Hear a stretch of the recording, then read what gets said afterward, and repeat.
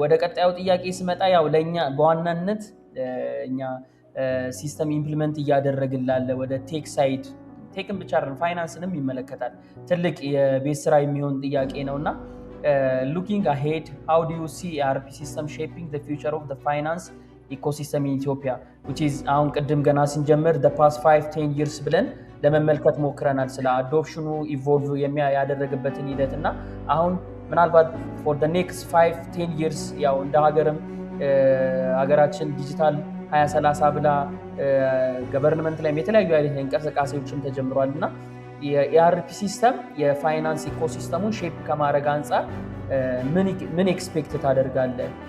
ምንስ የቤት ስራ ይጠበቅብናል? እንግዲህ አሁን ሀገራችን ለብዙ ጊዜ ሎካል አንተርፕረነሮች ማደግ አለባቸው ተብሎ ብዙ የንግድ ዘርፎች ተዘግተው ታይቷል እና የቻሉት ለማደግ ችለዋል። ግን ካሁን በኋላ ሲስተም ኖሯቸው እንደ ድርጅት መንቀሳቀስ ያልቻሉ ሰዎች የሚገጥማቸው አንድ ሜጀር ነገር አለ። ይሄ ምንድነው? ኦልሞስት ሁሉም በሚባል መልኩ የንግድ ዘርፎች ለውጭ ሀገርም ተከፍተዋል። የውጭ ሀገር ከኢትዮጵያ ውጭ ያሉ አብዛኞቹ ሀገሮች ደግሞ ሲስተማቸው በደንብ አርጎ ዲቨሎፕ ያደረገ በደንብ ማድረግ የሚችሉ ሰራተኞቻቸውን በደንብ ማኔጅ ማድረግ የሚችሉ ሪሶርሳቸውን በደንብ ማኔጅ ማድረግ የሚችሉ ካምፓኒዎች ሆነው ነው የመጡት።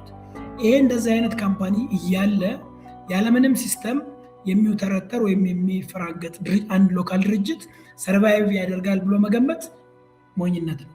ስለዚህ ካሁን በኋላ የአርፒ ወይም ሲስተም መኖርና አለመኖር የአርፒ የመኖር እና የማወቅ እና የበለጠ ጥሩ የመሆን ጉዳይ አይደለም።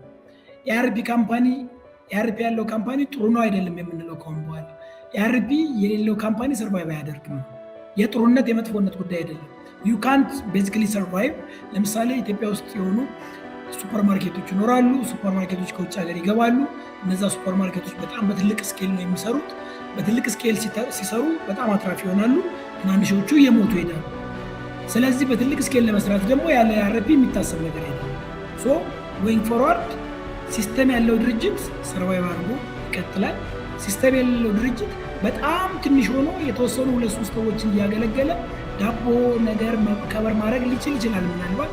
ከዛ ውጭ ግን እንደ ድርጅት እያደገ መኖር የማይችልበት የሰርቫይቫል ጥያቄ እየሆነ የሚሄድበት ጊዜ እንደሚመጣ እርግጠኛ ነኝ። ሩቅ አይደለም ማለት ነው። ሩቅ አይደለም፣ አሁን ኦልሬዲ ተጀምሯል።